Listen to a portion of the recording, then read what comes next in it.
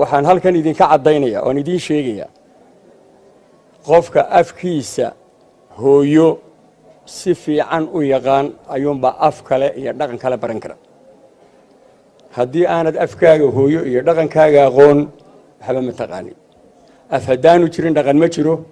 dhaqan haddaanu jirin af ma jiro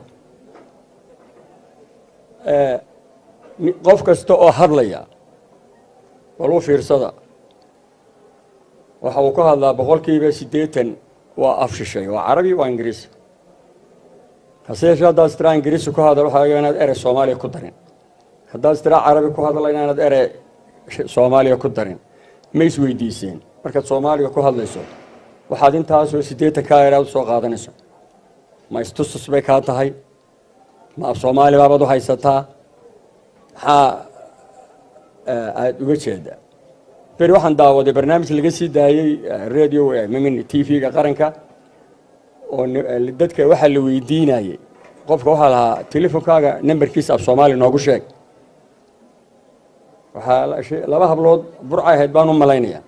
laba hablood baa la weydiiyey ingiriisi bay ku sheegtay 4 5 6 7 8 bay tiri inantii kale gusoo ku tiray haddii af soomaali ku sheeg baa lagu yidhi hadda anagu maxaan ku sheegayna heerkaasaynu maraynaa dadkeenna waaweyn haddaad maanta nambarkaaga af soomaali igu sheeg kanay kugu waxaad moodaa in telefonka iyo nambarku ay waxaan iskaba leeyahay tiraba dadka qaar baanu haysan sidaa daraaddeed dhaqanka ma baran kartid haddaanad afka intaa waxaan raacinayaa waa madal dhaqan maaha mid siyaasadeed halkan dad badan baa iga arkaya ilaa xalay waxbaa la orinayey